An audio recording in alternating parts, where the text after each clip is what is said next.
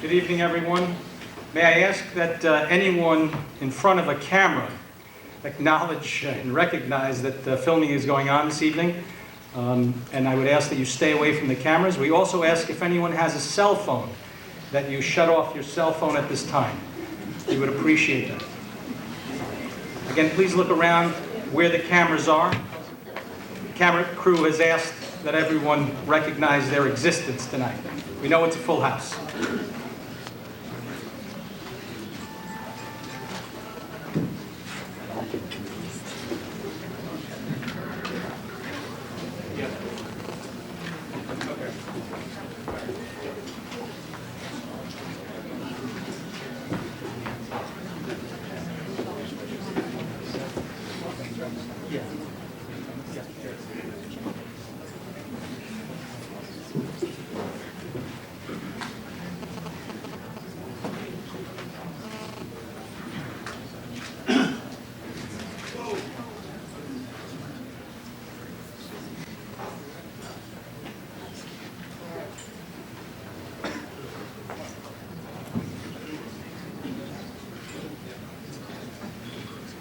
Waiting for the signal. No. From the news truck.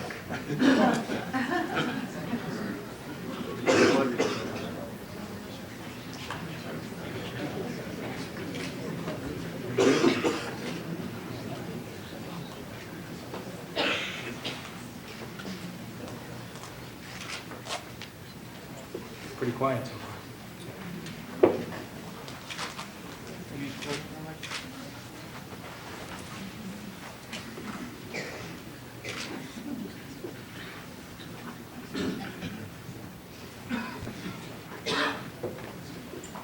Good evening, everyone. My name is Augustino Ribeiro, and on behalf of the Portuguese Cultural Center, I welcome you to tonight's debate.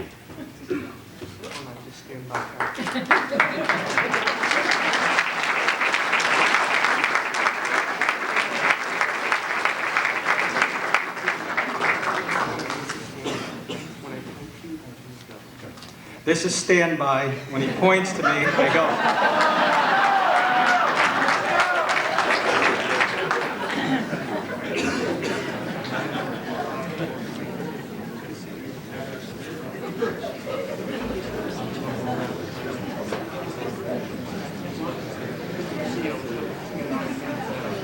Anyone have a few jokes? We're waiting for the camera crew.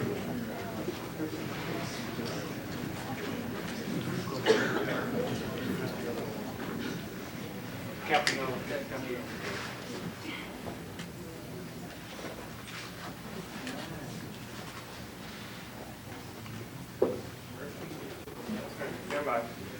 Stand by.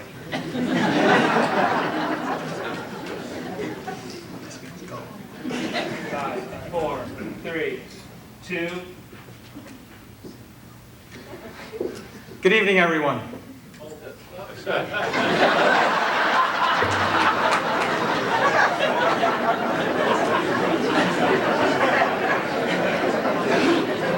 We've never been this important before. Good evening, everyone. Welcome to the Portuguese Cultural Center. On behalf of the Portuguese Cultural Center, I'd like to welcome you here and welcome you into a spirit of volunteers. As we all know, every campaign depends on in its core with its volunteers. This house, the facility you stand in today, was built by Portuguese Americans of the Danbury community, volunteers.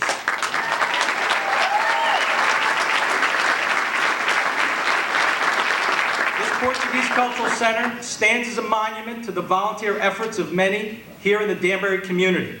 And it is in that spirit that 14 years ago, the Portuguese community decided to sponsor congressional debates.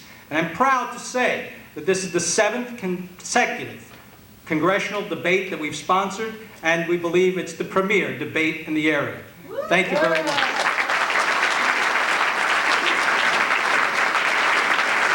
I would like to now welcome Our co-sponsor, the Danbury News Times, David Deere. Thank you.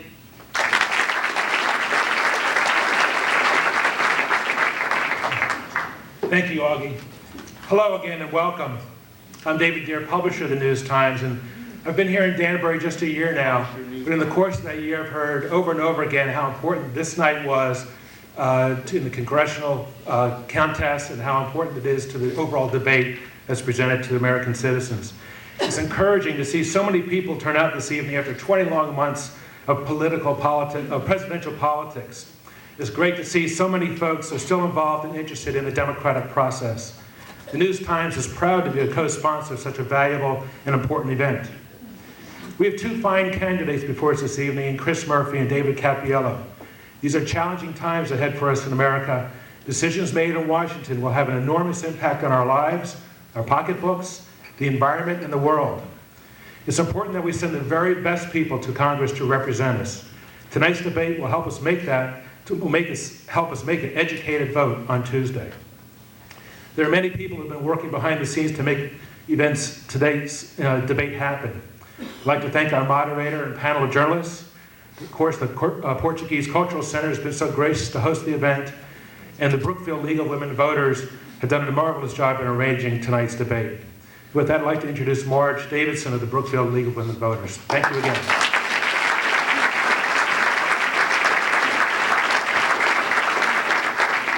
Thank you. Welcome on behalf of the Brookfield League of Women Voters. I too would like to thank our debate committee, our planning partners, Augie Ribeiro from the Portuguese Cultural Center, and Art Cummings, who is our contact person at the News Times. The Portuguese Cultural Center has again been so gracious to host the 5th Congressional District Candidate Debate. You do a great service to our community, and we thank you. The News Times has gone out of its way to publicize this event. We appreciate your efforts to keep the greater Danbury area informed and educated, and thank you.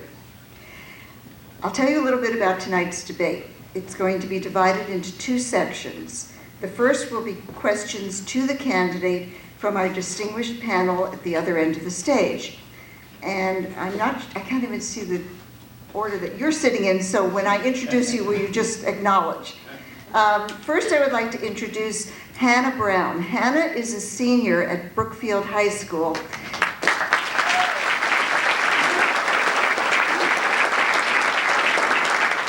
And we're delighted that she's here tonight. She's even too young to vote, but she still is interested in this. Next, I would like to introduce Mark Davis, who many of you will recognize from TV. Mark is a political reporter from WTNH. Next, I would like to introduce Brian Coons, who is a political reporter from the Danbury News Times. And Emanuela Lima from the Tribuna Press.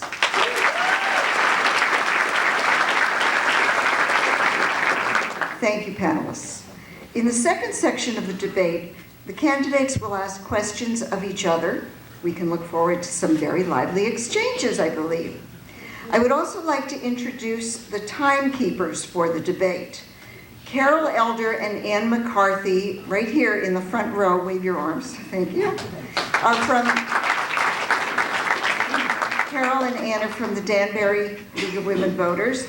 They will hold up 15-second warning sign for the candidates, and we'll ring a bell. Did you ring your bell? When time expires. And we expect the candidates will adhere to the timelines. Before I introduce the moderator, I would like to caution the audience to avoid demonstrations. Please be fair to each candidate. Save your enthusiasm for the end. Now our moderator. We have a very distinguished moderator this evening. Dr. Christopher Cook is an associate professor of political science at Western Connecticut State University.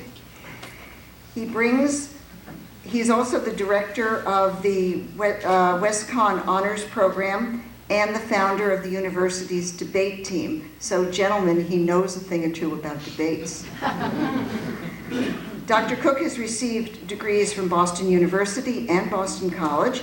He has been an International Security Fellow at Harvard, as well as a counterintelligence agent for the United States Army. His research and publications focus both on cooperation and conflict over freshwater resources and the creation and sustainability of civil society. As you can see, he's well prepared to moderate tonight's debate. Dr. Cook.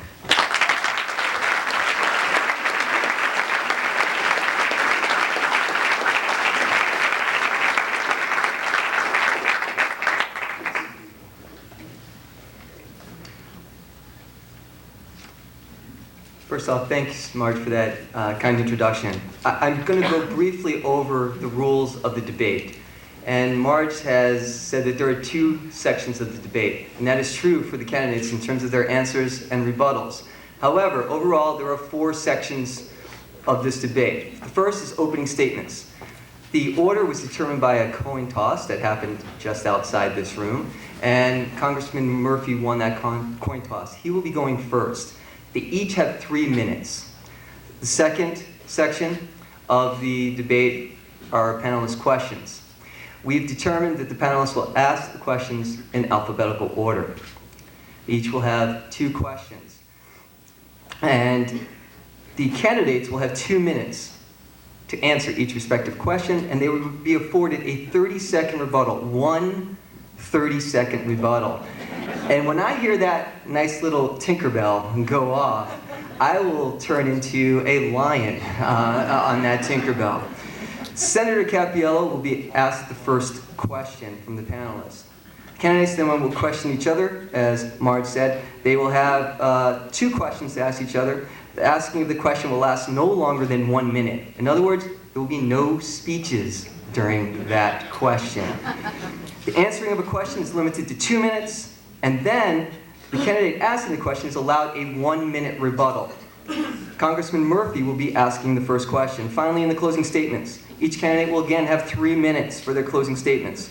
Closing statements will occur in the opposite order of the opening remarks. Therefore, Senator Cappiello will be going first. I want to emphasize one other option here. As the founding faculty member of the Roger Sherman Debate Society, I will enforce the time limit in a respectful manner. I expect that the candidates, after receiving that 15-second warning and then seeing the bell, they will be finishing and completing sentences. That is it. They must stop with that sentence after the bell is rung. Now, let's get to the opening statements. Congressman Murphy, 3 minutes. Well, thank you very much, Professor Cook, for being a moderator. Thank you to our panelists here today. And truly thank you to the Portuguese Cultural Center here in Danbury for once again hosting this debate, along with your partners who have made this happen, League of Women Voters from Brookfield and from Danbury, along with the Danbury News-Times. Thank you to Senator Cappiello for once again joining me for what I hope will be an instructive and informative next hour and a half. And thank you to everyone in the audience for taking the time out to show your enthusiasm for this process and what I think we all agree is an election that we're all going to remember for the rest of our lives. For me, this is a year that I'll remember for more than just the reason of the election that stands before us. The most important event in my life by far, up until this moment, was not this election nor the one that took place 2 years ago, but an event that happened almost 8 weeks ago to the day, the birth of my first son, Kathy and I's first child, Owen. And as all of you know in this audience, when you look at your child, when you look at your grandchild, it gives you yet another reason to commit a little piece of yourself to public service in whatever way that you've chosen to do it. And for me, that certainly has been the case. But Owen comes into this world with a certain sense of trepidation on behalf of his father, wondering if I'm going to be able to leave him with a stronger country and a more stable economy, just as every generation through the great history of this country has been able to leave its children and its grandchildren. And it recommits me to the work that I set about going to Washington, D.C. 2 years ago. You see, I thought that we had fundamentally lost a connection with our government. in Washington, that the things that we were talking about back here in Danbury and Waterbury and Cheshire, where I live, the high cost of healthcare, the struggle that the middle class was going through, were things that weren't being listened to in Washington. That it seemed that the drug industry and the insurance industry, the oil companies, had captured the agenda down there and had captured too many voices of the people that we sent there. And the struggle that we had had for a very long time to get our voices heard was one that we were losing. So for my son, I first think about the mission ahead of us to try to make sure that that American dream, the one that allowed me to be a member of Congress after my forefathers came here from countries abroad, can still be realized. And so it means that I'm going to spend every waking moment of my time in, it's that quick, huh? 3 minutes. Wow. Trying to fight for that better world for my son and to try to make him once again proud of the fact that his father has chosen to go into politics. That's the mission ahead of us for the next 2 years. Senator Cappiello. Thank you. I want to also thank the Brookfield League of Women Voters, the News Times, the Portuguese Cultural Center, and of course Chris Cook for moderating this debate. I also want to thank my family for being here, who fills this half of the room. Thank all of you. Of course, my beautiful wife Christine, who's here, my mom and dad, and my grandmother Sittu, Larissa Savi. Thank you. You know, I'm running for Congress because I don't understand a lot about my opponent and his friends in Washington. I don't understand how someone can vote for the largest tax increase in history and then say that they're fighting for the middle class. I don't understand how you can claim the day before you're sworn into office that you'd like to eliminate earmarks and then request $500 million in earmarks in less than 2 years. And I don't understand how you can be the champion of campaign finance reform and ethics reform and then accept the help from our former governor, John Rowland, for your campaign. Promises made on the campaign trail are often promises broken once you get to Congress. And it boils down to partisanship, a failure of people on both sides of the aisle to work together, but it also comes down to standing up to your own party leaders when necessary. My record in Hartford rejects that entire notion that you can't work with other members of the other side of the aisle or that you can't stand up to members of your own party. I brought Republicans and Democrats together here in the city of Danbury when it came to expanding cardiac care. Members who were here, right here in the audience, Representative Marianne Carson, David Scribner, and Jack Giegler, who were Republicans, Representative Bob Godfrey, a Democrat, and former Representative Lou Wallace, we all worked together to do that. We also worked to pass legislation to ensure that life-threatening metabolic disorders were tested every year in this state. I stood up to my own party, even when it was uncomfortable. Sometimes when it came to issues of budget, sometimes when it came to issues of ethics. I've stood up to people like our former governor when it was uncomfortable, when he was involved in corruption, and stood apart from my party. I was one of the first to call on him to resign. And even another friend of mine in the state Senate, who was a dear friend of mine, but was involved in some ethical lapses, and I had to stand up because I don't represent them in Hartford, and I don't represent them if I go to Washington, D.C. I represent all of you in this room. Change is the word of the day. Everyone likes to say change, and we do need change. But change doesn't happen by going along to get along. Change happens by standing up and making a difference. Change happens by saying, I'm sorry, I'm not going to support that bill. It's not the right bill. I have to vote no. Let's work for the betterment of the people in our district. More importantly, there's a game that's played in Washington.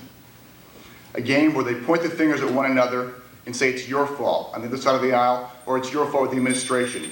We have to start by looking at ourselves, and that's how we're going to make change in Washington. Thank you, Congressman Murphy and Senator Cappiello. We are now moving on to the second section of the debate with panelist questions, starting with Ms. Brown. Now, each candidate will have the opportunity to respond to this question and have 2 minutes to do so. Also, each candidate will be giving a 30-second rebuttal. We are starting with Ms. Brown asking Senator Cappiello the first question. Senator Cappiello, the current banking system crisis has been blamed on lack of regulation, transparency, and ethics, and loose lending practices, among other things.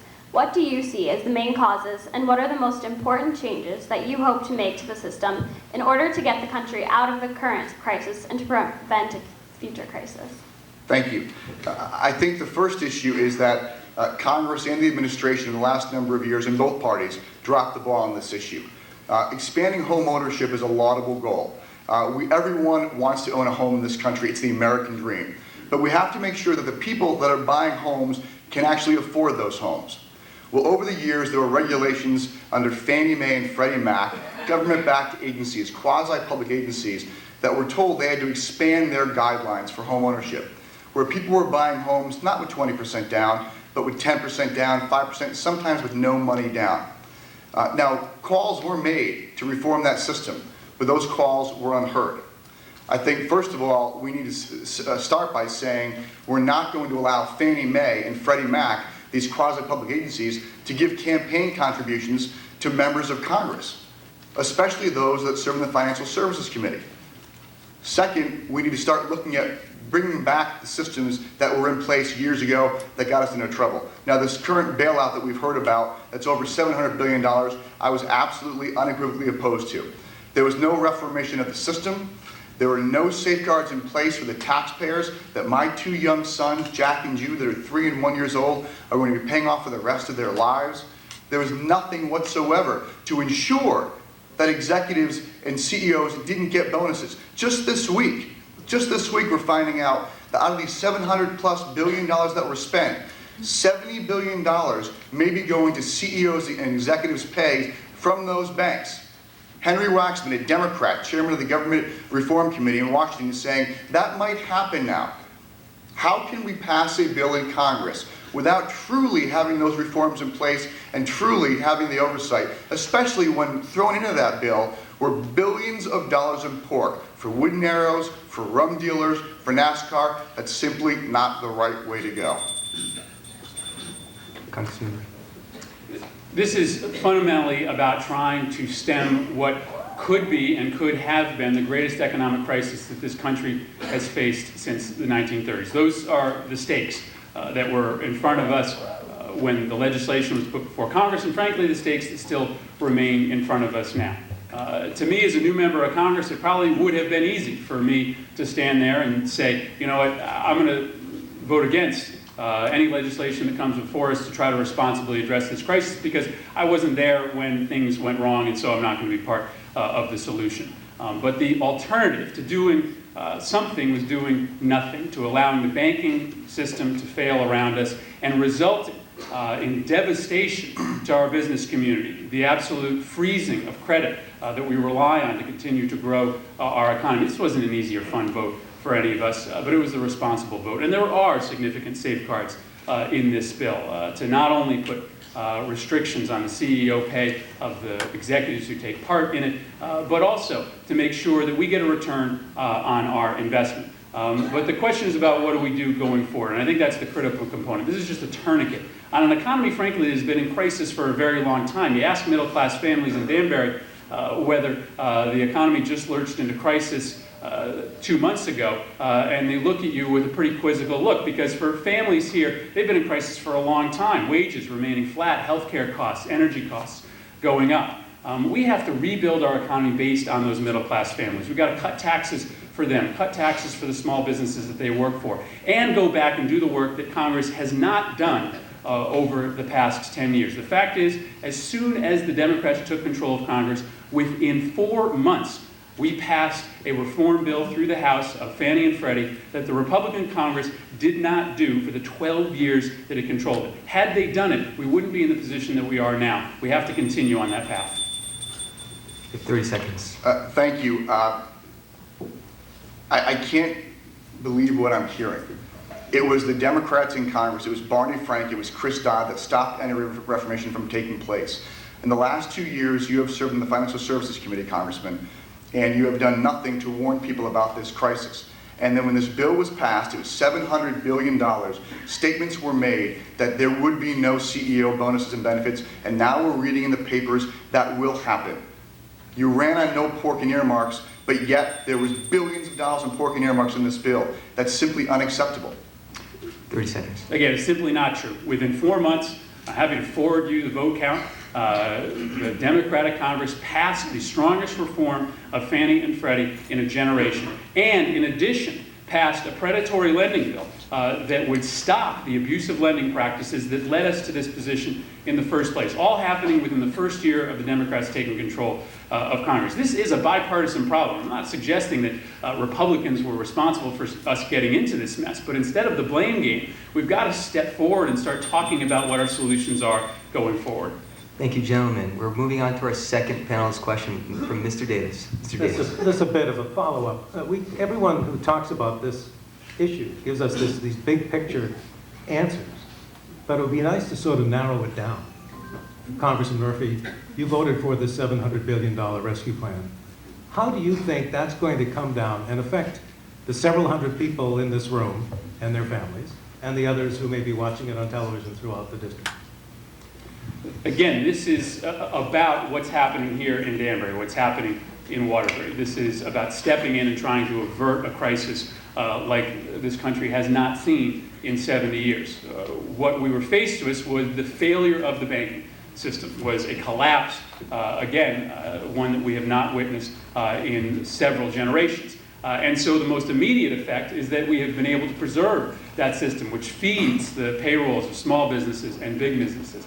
We have been able to keep credit going to both families and to the businesses that employ people here in the Danbury area. And what do we do specifically going forward? This is about recognizing the fact that there's a reason why community banks here in Danbury and throughout Connecticut have survived this crisis, because they didn't engage in the kind of abusive lending and the kind of lax underwriting that the Wall Street firms have engaged in over the last 10 years. So specifically, what do we do going forward? We apply the same underwriting standards that local community banks have used to the entire lending industry. That will fix a lot of this problem going forward, and we'll make sure that we never get into this type of crisis again. But this is about confronting an economic moment like we have not seen in this country in, again, several generations. And my hope is that it's very easy for Senator Cappiello or others to stand from the outside and criticize this bill. We worked incredibly hard to make it a better bill, even as unpalatable as it was for many of us to support this kind of intervention into the economic system. But throughout this campaign, all we've heard from Senator Cappiello on this issue and most every other is criticism. I think this district is looking for more than that. I think this district would like to hear from Senator Cappiello specifically what he would have done in the alternative. He said he wouldn't sit back and do nothing, but we have yet to hear in 2 months since the bill was passed a specific outline of what the alternative would be. I think we'd like to hear that tonight. Senator Cappiello. Thank you. The first thing I would do if I were in your shoes, Congressman, is give back over the $250,000 you've received from Fannie Mae, Freddie Mac, JP Morgan Chase, Countrywide, and all the rest of the groups that you oversee on the committee, the Financial Services Committee. That would be the first step to ensure that your vote was pure on this issue. Second, I can tell you that another thing that's happened with this bill is it's piled on approximately $2,300 in debt in one vote on every single American in this country. $2,300 in one vote. Now, our debt has gone from, in the last year and a half, $9.5 trillion after this bill to $11.4 trillion. That means it went from the last 2 years, $31,000 to $37,000 in less than 2 years while you have served in Congress. Now, the first thing I would have done if I were a member is to say to the president, hold on, that's a huge bill. I know it's 3 pages long, which was irresponsible, by the way, on the president's part. Irresponsible to have a 3-page bill that cost $700 billion. But I don't know how one can say that we worked really hard on this bill when within a week and a half that a 450-page document was created that was voted on such a massive undertaking of such great importance. That never happens. That's a huge bill, $700 billion. I would have taken a step back. I would have looked at eliminating for 2 years the capital gains tax to put more liquidity in the market.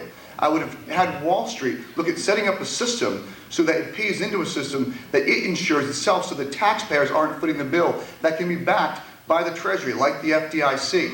There are a number of things that could have been considered, but this Congress decided, and by the way, it's not just Democrats down there, it was Republicans, it was the president. They decided to rush a bill through without the oversight in place. We all know it, we've read it in the papers. Again, the CEOs are going to get big bonuses. There was no reformation of Fannie Mae and Freddie Mac. This is a big problem, and there was not enough thought put into the bill. 30-second rebuttal. This notion that we should just have Wall Street insure itself is a fiction. Now, going forward, a system like the FDIC for investment banks makes sense, but that was not going to salvage our banking system. Cutting the capital gains tax rate for the few individuals who have any gains from capital investments was not going to solve the banking crisis. You know, these are all great sound bites, but this is the real world in which we were about to see an economy collapse around us. And we need a little bit more specificity than those type of broad brush fictional solutions. Senator Cappiello. The first thing you could have done, Congressman, is said no. You could have taken a step back and said you're rushing this through. And it isn't fiction. There are people in this audience who do have small nest eggs, minor nest eggs that they've been saving away for years, but they might want to change what their investments are. And because of the capital gains, if you get rid of the capital gains altogether for 2 years, you're giving them the ability to freely move their money around and not be penalized. So you can make a joke about it, because I know you love tax increases, and you have for the last 10 years of service, but you need to start being realistic and helping the middle class. Moving on to our third panelist question. Mr. Coons, your question is going to Senator Cappiello.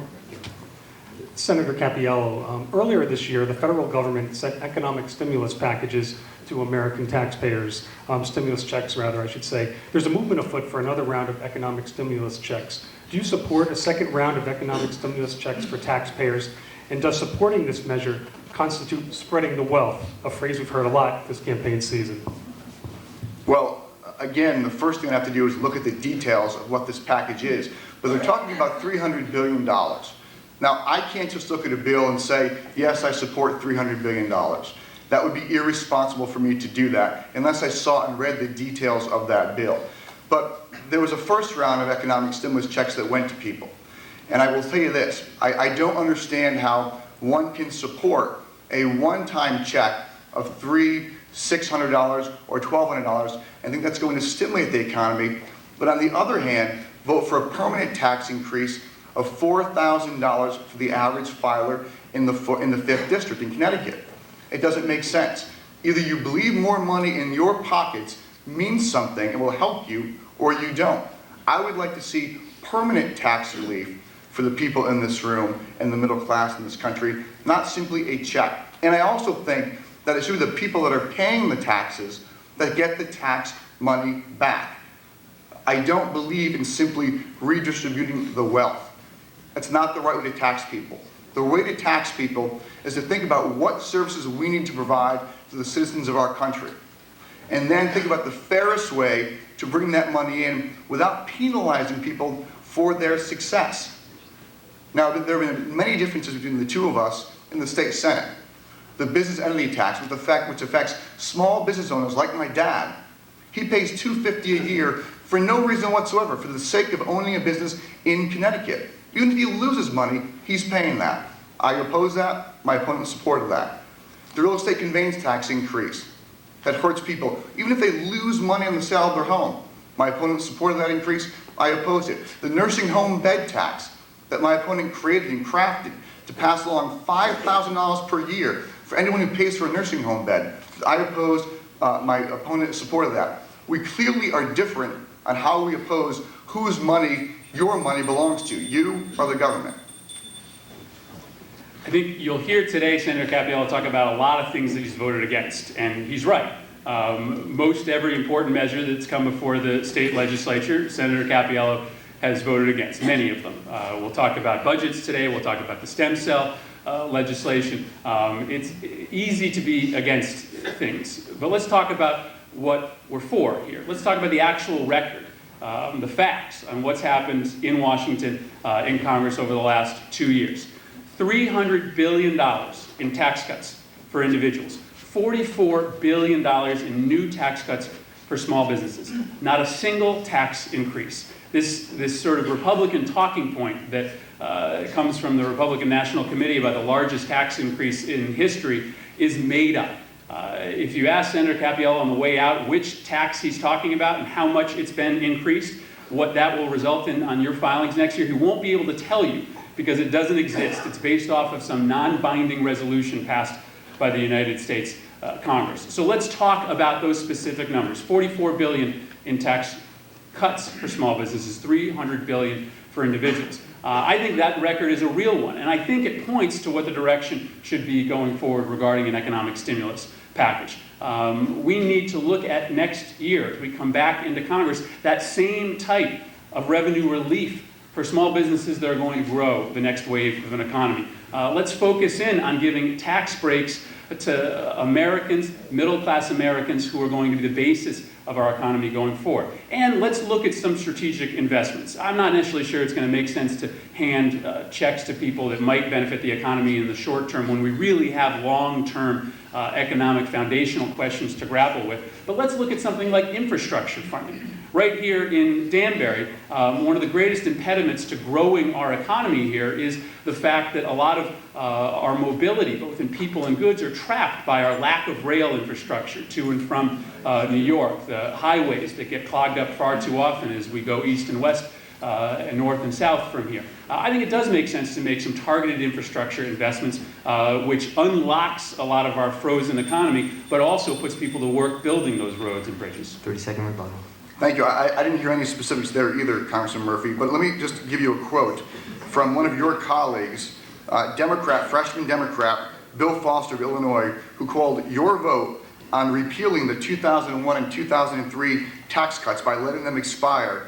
He said, and I quote, "It raises taxes on the middle class. It's an average tax increase of $4,000 for the average filer in the 5th District by letting them expire." True, it's not happening now. It's happening after the next Congress is sworn into office. Right, it's happening after the next I'm sorry, Congress are we going back and forth? Yes, it's 30-second rebuttal for Congressman Murphy.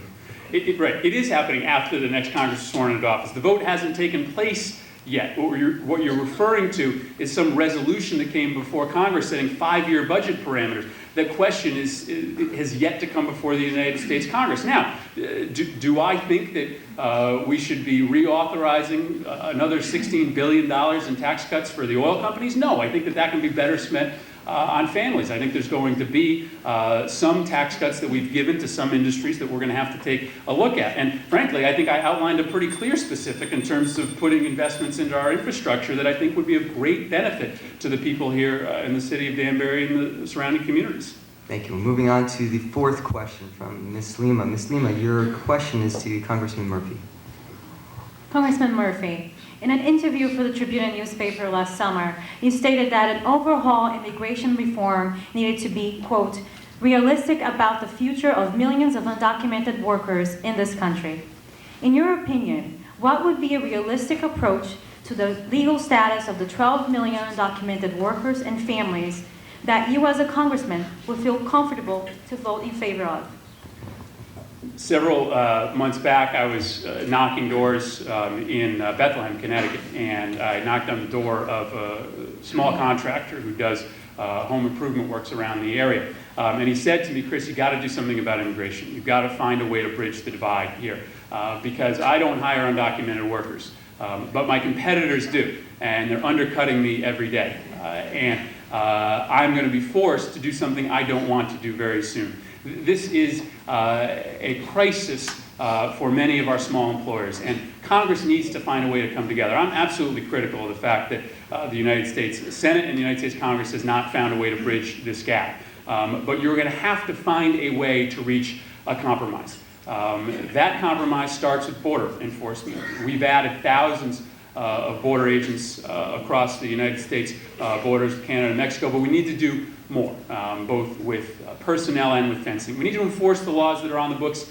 today and give employers the tools with which to exercise that enforcement. We need to fix the existing immigration system to say that we do have a labor need in this country and it should be filled through the legal immigration system. And if we need to raise quotas from all around the world in order to do that, let's do that to encourage legal immigration. But we do have to be logical about the fact that we have 12 to 14 million people here without documentation, and we're going to have to find a sensible solution. We're going to have to create some lines by which people who have been here for a period of time get to at least get in line to stay here, or at least get to stay here for an extended period of time to continue working. It just isn't going to be logistically possible to get rid of everybody. And in a compassionate country, I have to feel that we can find a way. The fact is that's the only way that you're going to actually get a bill done. That's what stopped us from moving this bill forward. It was people that, with shouts of no amnesty, no amnesty. This isn't amnesty. This is setting up a sensible way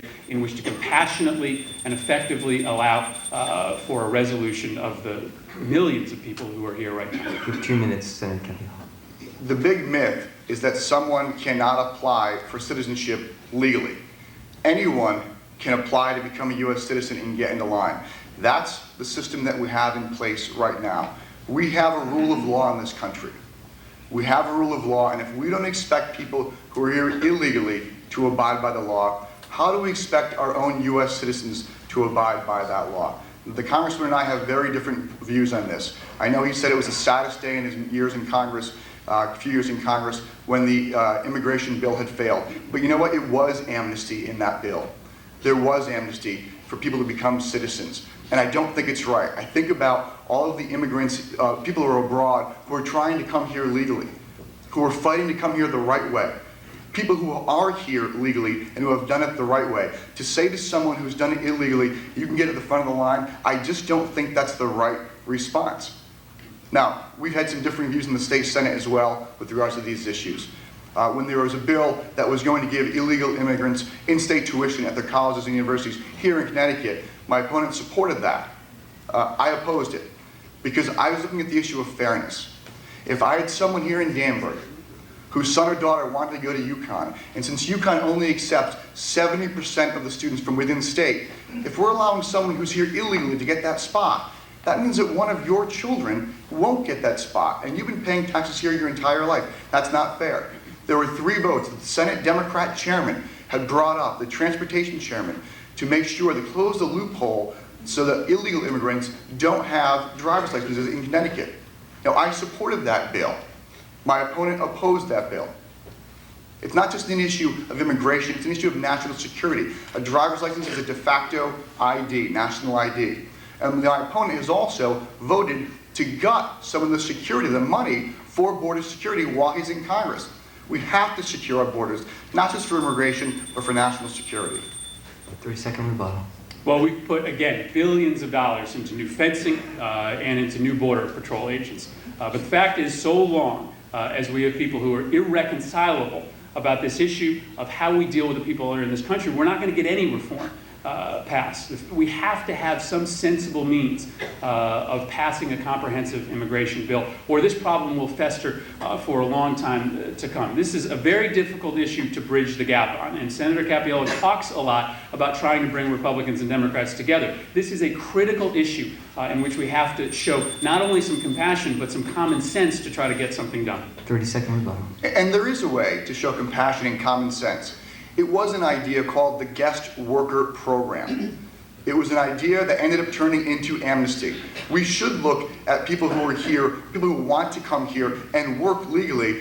When the Department of Labor shows that there's a shortage, that American workers cannot work there, we can allow people to become guest workers. That's the right way to do things. But amnesty simply is not. We are a nation of laws. We must abide by them. We must ask everyone else to abide by them. Okay, since we are reversing course in terms of the panelists in alphabetical order, Ms. Lima, you get the next question, and that question is targeted at Senator Cappiello. Thank you. Senator Cappiello, on your website, under immigration, you cover border security and immigration reform, but yet you make no mention of what you would do as a solution for, again, the estimated 12 to 14 million undocumented immigrants who work and raise families in the United States. Specifically, Senator, what do you see as a feasible solution to these 12 million people currently in this country? Thank you. To follow up my last answer, I would start by looking at the guest worker program. Now, the president came up with this idea a number of years ago because look, we can all admit, there are farmers out west who need workers. There are restaurants in this area who need workers. There are contractors who need workers. But right now, we have a system in place where you have some contractors here in the city of Danbury who are hiring people legally, paying workers' compensation costs, paying unemployment compensation costs, paying insurance costs, paying taxes on the workers, and other people who are hiring people illegally and undercutting those workers. Now, on the state level, I was able to pass a bill last year that targeted this specific issue to make sure that contractors weren't hiring people illegally to avoid paying all those costs, to set up a system of fairness. And the Department of Labor is now enforcing that law. But the guest worker program is the best way to deal with this situation of our labor shortage. But I still come back to, sometimes people say 12 million, some say 14 million, as a congressman did a couple of nights ago, in another debate, some say 20 million. People who are here illegally, we simply cannot just say, I am giving you amnesty and you will become a citizen. If you pay $5,000 or $10,000, if you've lived here for 3 years, you might get this amnesty. If you lived here 5 years, you get that. It's not fair to those that are fighting to come here legally. It's not fair to those who came here legally. So I look to the guest worker program, but I will say it here, the congressman can say it's baiting, but I will not support amnesty, and we have to secure our borders. The congressman is right. More money is spent on border security, but he voted to take money away from border security. That simply isn't right. Well, let me give you the facts. Let me give you the numbers. You can, listen to accusations, or you can actually look to see what's happened. In the last 2 years, 5,200 new border officers have been authorized. $2.3 billion in new money for additional fencing. Those are real numbers. You can look them up. They're there. They're real. And I think it's an important step forward on what has to be that first step in securing this country.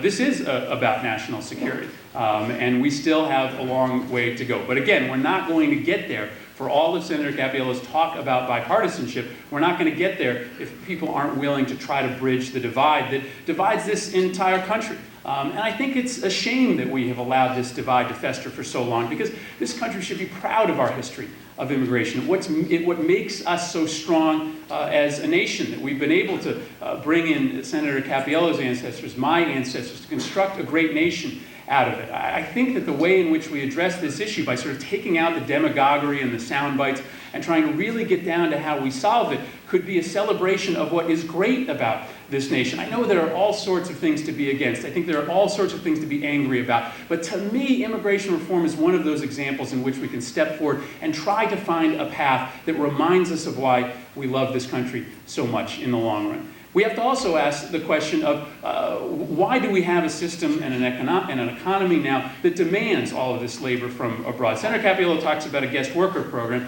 I would rather acknowledge that we have a labor need that we need to fill and allow for the appropriate immigration to fill it. Instead of creating a subclass of workers that will come here only for a period of time and then have to be sent back, won't enjoy the rights that other workers have, let's acknowledge that we need to bring potentially more people to this country from all over the world and allow that to happen. I think if we do that, if we can sensibly sit down and try to resolve this issue, we'll be proud to be a country of immigrants and be reminded why we've been so proud for 200 years. 30-second rebuttal.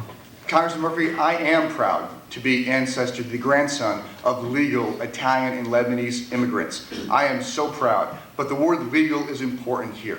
It's very important. I come back to the fact that we are a nation of laws. Those numbers may be correct, but guess what? You still voted to lower those numbers. You voted to gut our border security. You cannot deny that. There are votes on the House floor where you did that. And we can deal with this issue compassionately. But Ronald Reagan, one of my political heroes, tried amnesty in 1986, but then they didn't secure our borders. That was a little over 1 million illegal immigrants. Now we have over 12 million. Okay, moving on to the next panelist question. Mr. Coons, your question is to Congressman Murphy. Congressman Murphy, this month the Connecticut Supreme Court legalized same-sex marriage. Connecticut joined Massachusetts and California as the only states in the country to offer gay and lesbian couples the right to marry. Opponents of gay marriage claim that same-sex marriage violates the sanctity of marriage between a man and a woman. But according to a March 2008 report from the U.S. Department of Health and Human Services, 49.3%, essentially one half of traditional marriages in the United States end in divorce. What is your position on same-sex marriage, and is it possible to call something sacred even if it fails 50% of the time?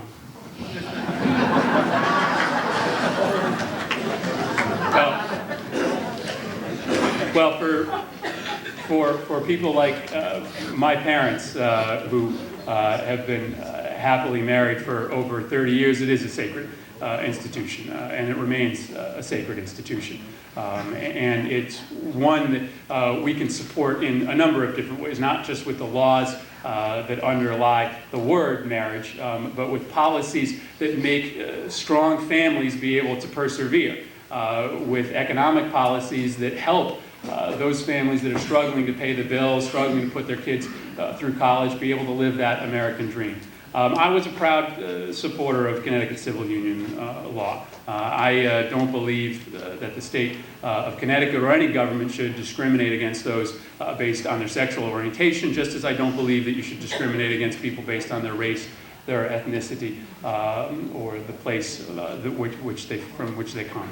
And I don't believe so long as the state of Connecticut or any institution is conferring certain rights or privileges upon people that they should be able to discriminate. I don't think that churches should be forced into performing marriages that they don't agree with people that they disagree with. But so long as the government is involved, I think we have a right to treat everyone equally. And that's the foundation upon which our country is built, a sense of civil liberties that all Americans enjoy. One, I think that we have far too often in the last 2 years walked away from. But when we talk about that sacred institution, I come back to where I began. That yes, I do believe that you've got to extend rights to people of both sexes and all sexual orientation. But I think that in order to go back and strengthen those marriages, to strengthen those families, to make sure that we have both strong marriages and strong full families, you've got to go back and try to figure out why we have had an economy that has made more money for people at the very top of the echelon but has shrunk the middle class. You've got to fund programs like Head Start in our school systems so that we can help parents do the work that they've been doing with their children. Those are all parts of how we preserve and strengthen the institution of marriage. Cappiello. My opponent says I don't answer questions. The question was, do you believe that marriage is between one man and one woman? And I believe that it is. I don't support the Supreme Court's ruling. Now, Congressman, you and I both agreed in the civil union bill. And I bucked many people in my own party for supporting that. And people in my own family who gave me a hard time about that. I was born and raised Catholic, and obviously it wasn't the most popular vote in the Catholic Church, but I still brought out an amendment on the Senate floor to define marriage as being between one man and one woman. Because I do believe there's something about marriage. Now, I voted for that amendment. You opposed that amendment. That's a clear difference, and it's understandable. I support the fact and respect the fact that that's where you stand. But I don't like that the Supreme Court has now decided to take it upon themselves to throw out our law and say that marriage is can be between two men or two women. I simply don't support it. And I'd like to hear the answer to the question, whether you support the Supreme Court ruling or whether you believe marriage is between one man and one woman. Well, we can agree on this. I don't like the fact when the Supreme Court steps in and tries to do the business of the legislature. I think the legislature should step in, especially on these important issues, and legislate. But whether it is marriage or civil unions, I mean, let me be clear. As long as the state government or any government institution is conferring that right, I think that people of all sexual orientation, of all gender, of all ethnicity have a right to it. I don't think that we should force religious institutions who don't want to perform those to do that, but I think so long as it is a government right, it needs to be equally distributed. I still didn't hear the answer to the question. Here's the answer. You didn't give an answer. Please refrain from clapping, please. We both support civil unions. I think marriage is between one man and one woman and believe that should be in statute and oppose the Supreme Court ruling. Do you believe that marriage is between one man and one woman? I'm going to answer the question again that has been presented. To the extent that we are conferring marriage or civil unions, Yes, it needs to be applied directly and equally to people of all sexual orientations. I don't know how many different ways I can present this, but again, that does not mean that we should force religious institutions to have to perform those, but to the extent that you get that certificate from a civil government, it has to be distributed equally. I think it's an issue of civil rights, and I understand that this is one that we all have family members that disagree with, in my family and in yours. But to me, this is a fundamental issue of civil rights, that as it applied to people of different races, and as it applied to people of different genders, I do believe that it should also apply to people of differing sexual orientation. Okay, and we're moving on to the next question. I want, first off, please, remember, as Marge said when we started, please refrain from clapping and cheering. We're trying to get through all the questions, and the longer you do that, we're not going to get to all the questions. So please, try to refrain from clapping. Now, on to question number 7 from Mr. Davis. Your question, Mr. Davis, is going to Senator Cappiello. Well, actually, I wasn't planning to ask this, but I have to now because of the previous question. And this is not really a federal question, but it's logical to follow up right now, because you both have spent a considerable amount of time in the General Assembly, appearing on the ballot next week with you, along with everyone else who's running for office statewide, should the state of Connecticut have a constitutional convention. And the people who are advocating a yes vote are doing so because they would like to see the process of initiative petition for the purpose of getting issue referenda on the ballot. For example, should marriage only be between a man and a woman, to amend the Constitution through that method? Do you believe the residents of the state of Connecticut should vote yes or no on question 1? That's to me. Senator Cappiello, yes. Thank you. Now, people on both sides of this issue, so everyone here understands, there is a constitutional question on the ballot, number 1, this election. Now, there are people on both sides who are trying to use it to make it issue-oriented. It's not. It is a question that comes up every 20 years, whether this state wants to have a constitutional convention to take a look at our Constitution. And then it would appoint, the legislature would then appoint members in both parties, hopefully, to come up with what questions should be asked in this constitutional convention, and then the voters would have a chance to decide whether to vote for those constitutional changes. One of those is initiative of referendum, giving you, the people in this room, a direct voice in Hartford, in this state, on specific issues. And I do support that because it's giving more power to the people in this room. Unfortunately, though, there are people on both sides who are trying to use it and say it's either evil or good based upon a specific issue. It shouldn't be looked at that way. It should be looked at giving you, the people, all of us, individual power as to what happens in the state and our Constitution. So I support it.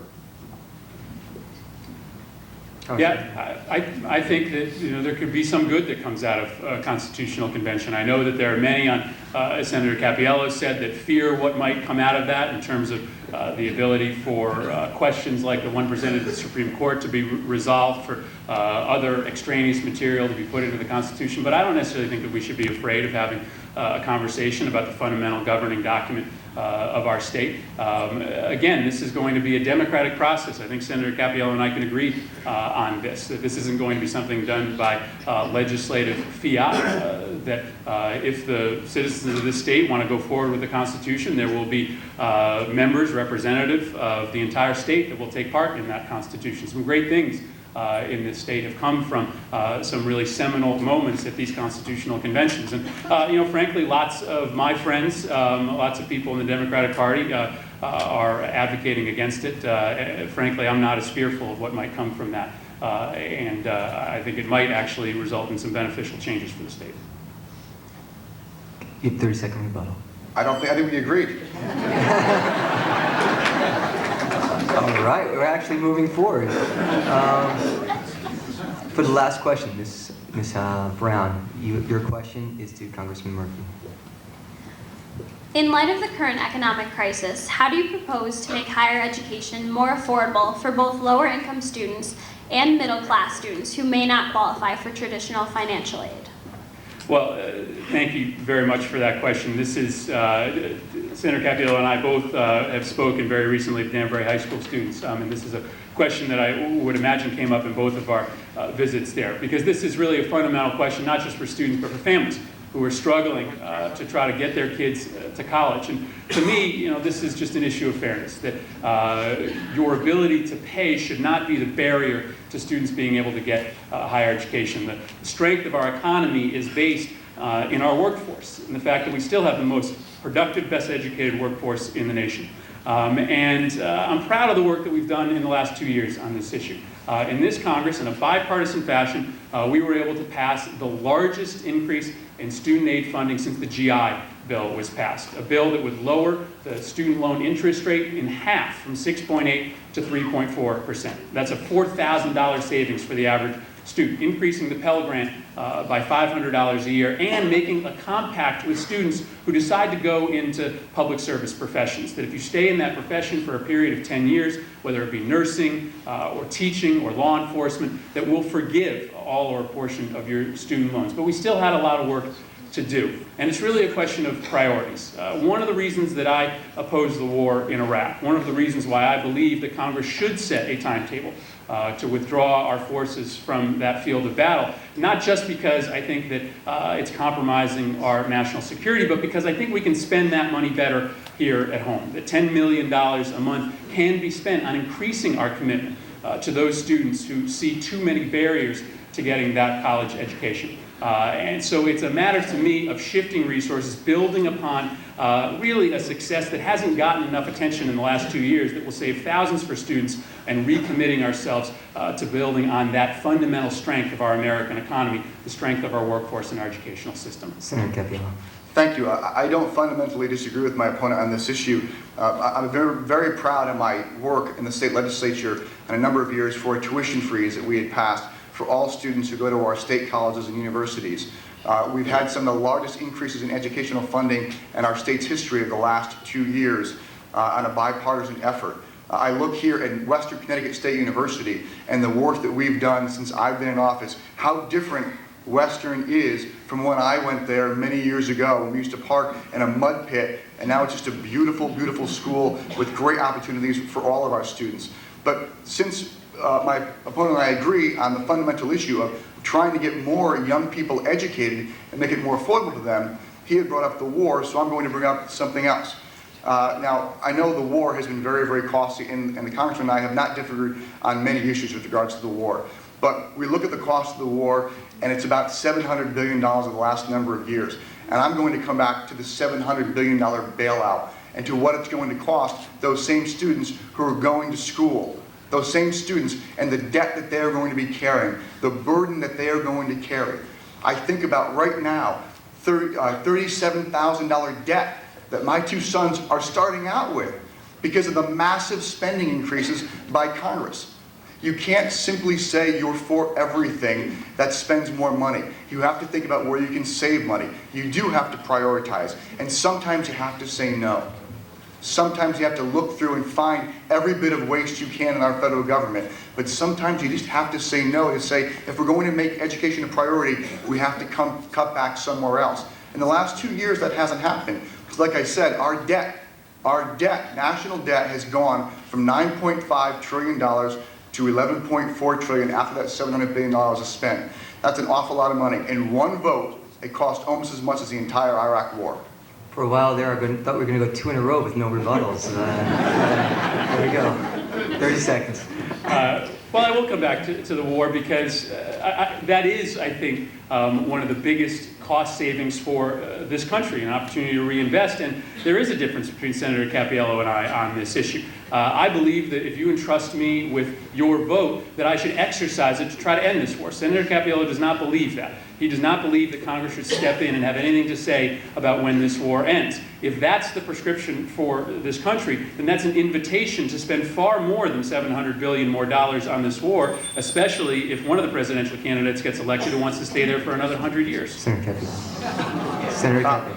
Thank you. First of all, my opponent talks about saving money by pulling the troops out of Iraq. When he then says at other debates he would send them all to Afghanistan. So where is the savings, Congressman? Where is the savings? And you and I fundamentally agree about going into this war. We shouldn't have gone. But we have to be realistic. Today another province was secured and was handed over to the Iraqi government. Our troops are withdrawing. The President and Senator Barack Obama and Senator John McCain have all agreed that they want to withdraw troops over time. No one has set a timeline. You voted for a timeline, but with $20 billion of domestic pork in that bill. That's playing with our soldiers' lives for domestic pork. All right, we're moving on to the next portion of our debate where the candidates will question one another. I want to remind the candidates the rules of this section. The rules of this section, you'll be able to ask each of your, opposing candidate two questions. You will have a 1-minute time limit on your question, and we will be timing the question. Your response, you will have 2 minutes, and then the questioner will have a 1-minute rebuttal. That's it. So 1 minute to ask the question, 2-minute answer, 1-minute rebuttal. And this, we'll start off with Congressman Murphy asking the first question. Well, I think this is a great piece of the debate, and I hope we use it to really tease out some of the visions from both of us. And so I'm going to stick with the issue of national security and foreign policy and try to have a real discussion about this. Whether we leave in the next year or the next 5 years, we're going to have to move beyond Iraq. We are going to have to confront a variety of challenges that have arisen to this nation, whether it be from North Korea, Russia, Iran, Syria. I guess my question to Senator Cappiello is, how do you see our foreign policy unfolding, and how do you prioritize, after we move forward from our commitment in Iraq, our response to a lot of these emerging threats, and how should we decide as a country, based on our own national security needs, how we engage in those crises going forward? 2 minutes. Thank you very much, and I appreciate the question, Congressman. I believed in what candidate George W. Bush believed in 8 years ago. I don't believe that we are a nation who are there to build other nations. We are not nation builders. I think that this country has to make a decision whether we're going to have an overall interventionist strategy with regards to individual countries or we're going to pick and choose. Now, I prefer that we only engage in wars and put our soldiers at risk when there is an absolute and utter direct threat to our nation. This is, again, where you and I have agreed. I opposed the war. I opposed the surge. But I have to be realistic and pragmatic about what is going on right now in Iraq. I have to realize that that nation has been stabilized due to the surge, even if I was opposed to it. And I'd like to see us withdraw our troops as quickly as possible. And moving forward, I think that when it comes to Iran, for instance, we should let lower level individuals in our government negotiate with the Iranian officials. I don't believe our president should be negotiating directly without preconditions with Ahmadinejad, because I think you have to start somewhere.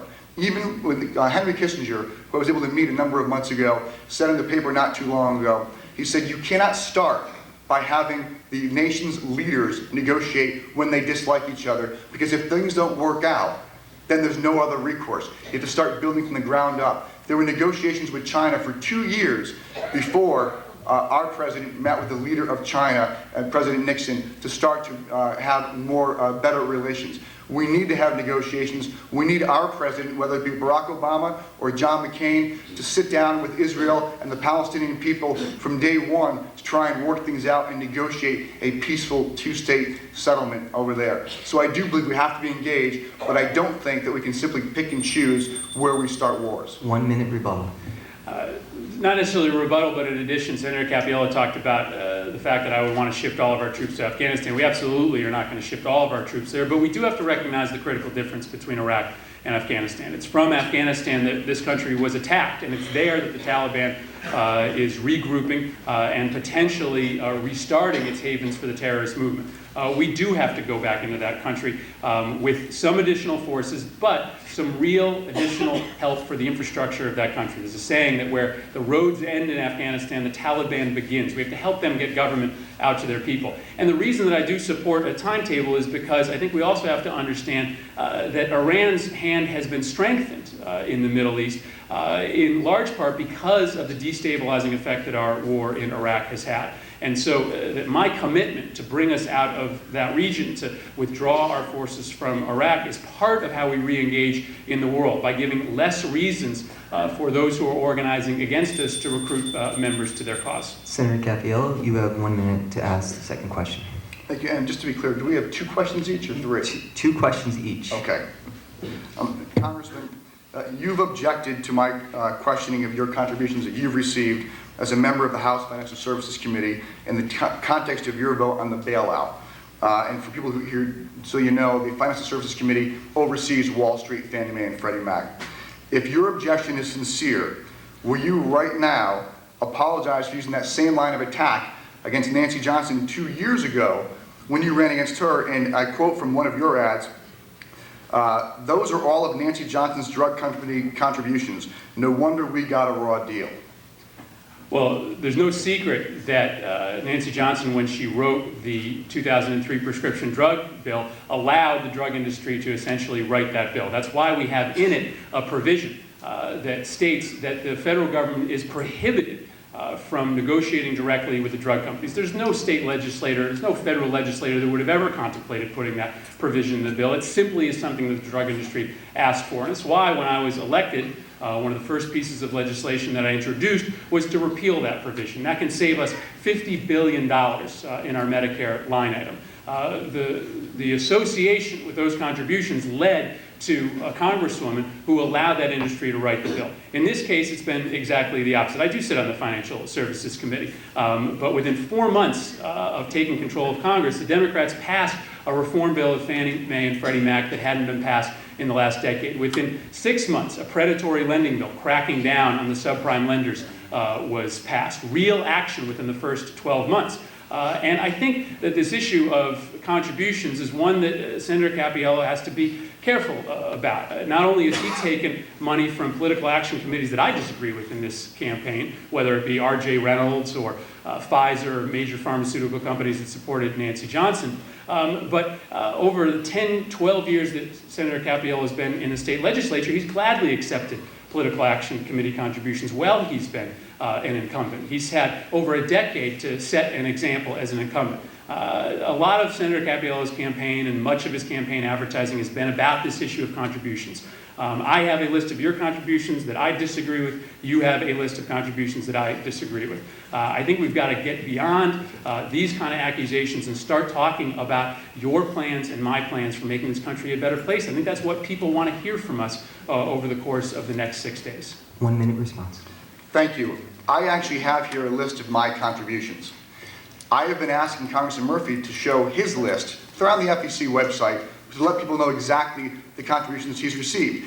His attack against his opponent 2 years ago was she received drug company money and she voted for a bad bill, gave us a raw deal. He may have been right, but if you apply that standard, then sitting in the Financial Services Committee, he's received easily over $250,000 directly from those PACs, Fannie Mae, Freddie Mac, Citigroup, and the like. And he oversees them and then voted for this bailout bill with no oversight whatsoever. Those Wall Street firms were begging for that bailout bill with no oversight, and those execs are going to get massive bonuses now because of it. I have been willing to move forward.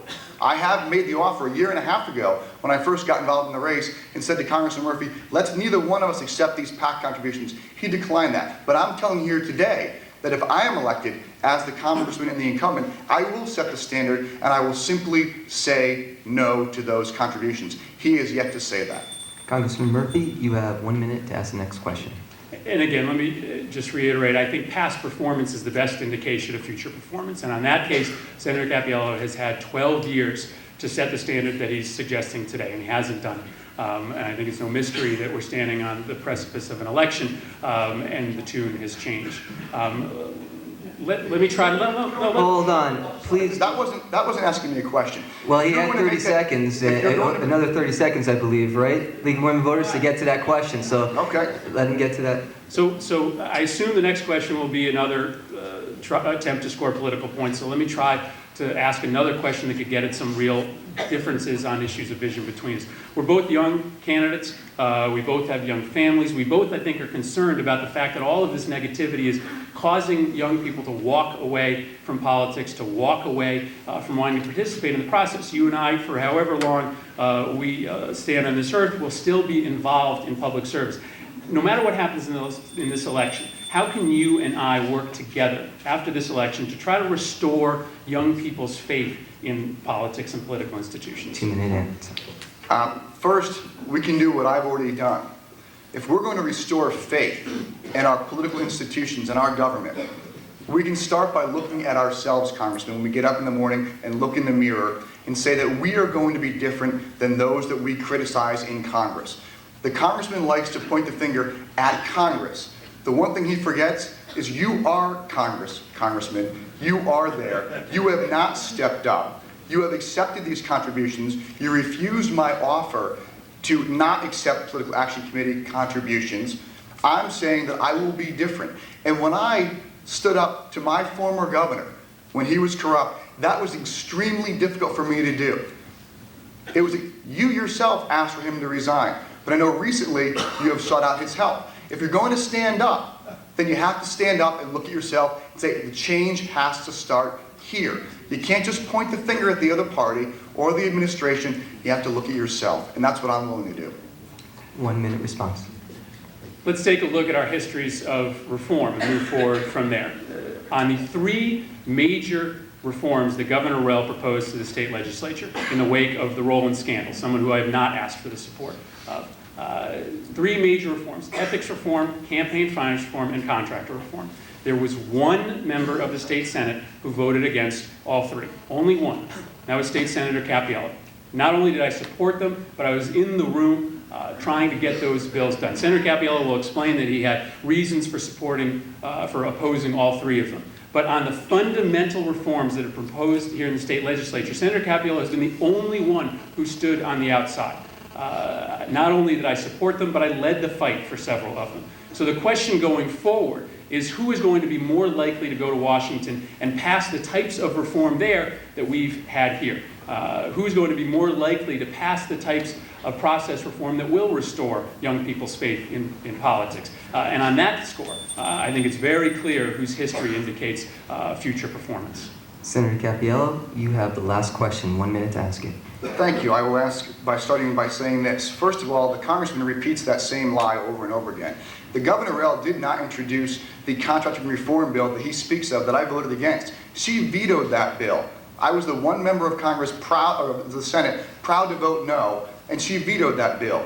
And we finally passed a good bill this year. I proposed and passed ethics reform legislation to take away the pensions for corrupt officials. Supported it, proposed it, passed it. Campaign finance reform, the congressman is right. I don't support you, the taxpayers paying for my campaigns. He does. And on the one big ethics vote this year, the one vote that he championed, had 2 press conferences on this vote, on this bill. He was going to stand up his own leadership in D.C. and New Britain. He had big press conferences. He was the only freshman to miss that vote. He missed the vote. He was there minutes earlier, but he missed the vote. Didn't spend the time. So, Congressman, my quick question to you is, I know that you've said that Governor Rowland had nothing to do with raising money. You did not seek out his support, but he did send an email out and partially take place in a fundraiser for you. Why did you not publicly denounce that money and say you wouldn't accept it and cancel that fundraiser? Well, there was a fundraiser thrown by the members of the Waterbury Chamber of Commerce, and apparently Governor Rowland sent out an email. He now works at the Chamber of Commerce. The fact is that the Chamber of Commerce in Waterbury supports my campaign because I support the business community there, because we've done important work together to try to grow our fragile economy in Waterbury. And I'm proud of my association with the Waterbury Chamber, and I'm frankly proud of the support that I've received from them.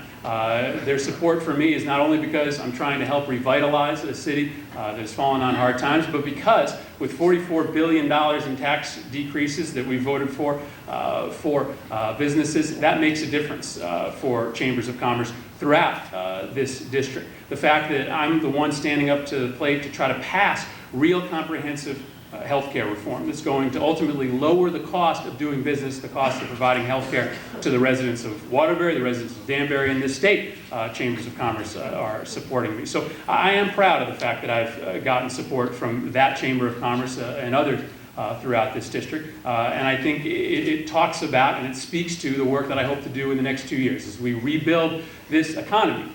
We're going to have to learn from our mistakes, but we're also going to have to step up to the plate and pass more relief for those businesses that make up the Danbury Chamber, the Waterbury Chamber, the New Britain Chamber that are going to rebuild this economy going forward. 1 minute response. Thank you. Well, first of all, the Waterbury Chamber of Commerce did not endorse you, Congressman. Individual members, including former Governor Rowland, has endorsed you. They have supported you. The U.S. Chamber of Commerce has endorsed me, which encompasses all chambers, Danbury, Waterbury, New Britain, all of the chambers. The National Federation of Independent Businesses, small business owners, they have endorsed me because they know that I have a much better plan to target a relief for small business owners. I know so because my dad, who opened up his business 45 years ago, October 4th, he came from nothing. A family of 8 children of Italian immigrants came from nothing and built something for my family, for my children, for my brother and sister. And you know what really, really upsets me about this entire issue with this bailout last month? Is that in all the tough times that my father's been through, there have been good years and there have been bad years. But never once did Congress ever say to my dad, I'm here to bail you out. Thank you. We have the closing statements, and Senator Cappiello, you go first with a 3-minute closing statement, followed by Congressman Murphy with 3 minutes. Senator Cappiello. Thank you. Again, I want to thank everyone for putting this debate together, the News Times, the Portuguese Cultural Center, and Chris for moderating this debate as well. You and I have a connection at Western Connecticut State University, and I deeply am grateful. And I sincerely want to thank Congressman Murphy. In spite of this debate and this, we go at each other sometimes, but we actually like each other when we're not standing up here on stage. I like you better on. Do I get time when he closes now? In the state Senate, there are no sides. We sit in a circle. Democrat, Republican, it doesn't matter. I'm surrounded right now by 2 Democrats, and we talk, and we engage in debate, and we try and get things done. It's a symbol that I take to heart. I have been so proud to serve and represent the people of the 24th District for the last 10 years and the 138th District for 4 years before that, and proud to represent most of you who are in this audience today. It was an honor for me. I never took it for granted, and I want to thank you for all of your years of support. But sometimes when people leave that circle, they forget what it means to work together. They simply point fingers at one another and say it's the administration's fault, it's the other party's fault. We've got to get past that. We have to have people who are going to represent us in Washington, D.C., who are going to start by changing the way they themselves act. There are only 435 members of Congress and 100 U.S. senators. If we're going to make a change in Washington, D.C., if we're going to set an example for people back home, we need to start by looking at ourselves. We talk about this massive debt that's growing by individual members here in the audience may have large credit card bills, mortgage payments that are tough to pay. But how does Congress lead? Congress leads by spending trillions of dollars it doesn't have. That's got to stop. We need people who are going to go to Washington, D.C., who are not going to simply say yes to their leadership. Someone is going to take a stand and say, you know what? Whether it's their governor, whether it's their Senate leader, their House leader, or their president, I disagree with you. Now, my opponent has voted with his leadership 98% of the time. I don't know when he's really taking a stand against them. I will. I have a proven track record in my Senate district and in the House, and I will do it for you in the 5th Congressional District. Finally, I just want to thank all of you again, my family, my beautiful wife, my mom and dad, because I'll tell you what, I'm here because of what my mom and dad have done. The reputation that they built for me in this community gave me the chance, gave me the opportunity to run for council in 1993 and state rep in 1994 and the state senate in 1998. People gave me the benefit of the doubt because of them. Luckily, I built upon that, and I think I've built a strong base of support.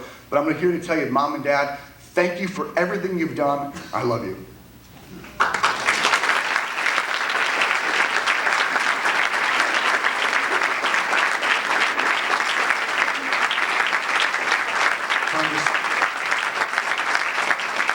Congressman Murphy, you have 3 minutes. Well, let me add my thanks to Senator Cappiello. This is the last of what I think have been 5 good debates, and to thank you for being here to participate in it. But I do think that you have seen tonight a pretty clear difference between how we approach this campaign and how I think we both approach politics. Senator Cappiello couldn't get through 10 seconds of his opening statement without attacking.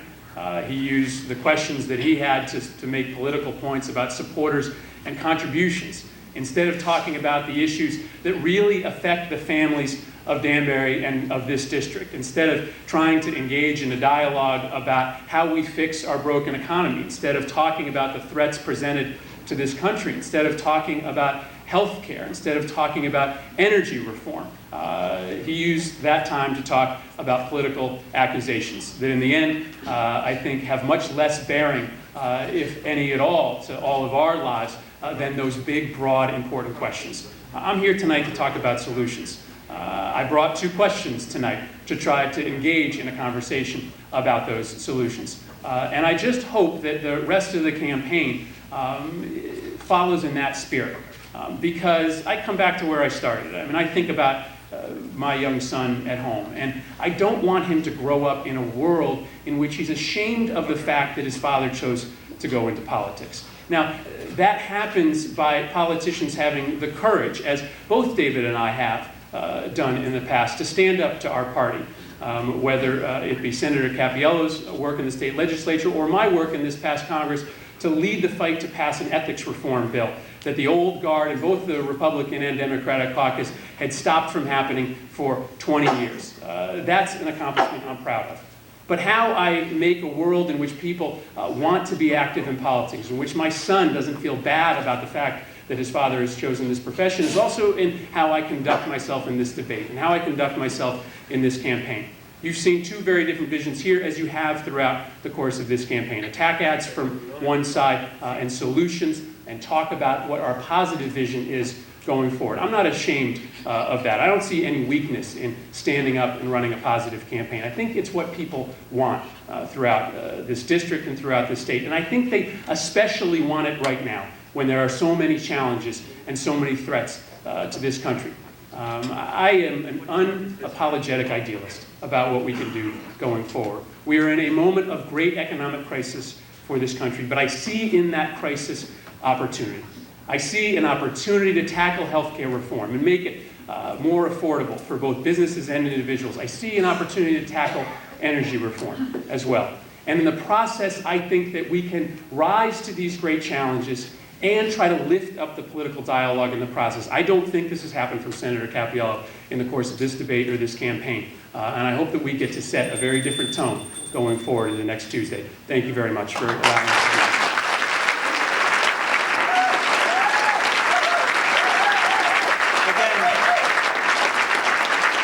Again, this evening, on behalf of the Portuguese Cultural Center, we'd like to thank you, the audience, for your respect and your decorum this evening. Thank you, audience. And we'd also like to thank the panelists and our moderator, and of course the candidates one more time. Thank you for joining us.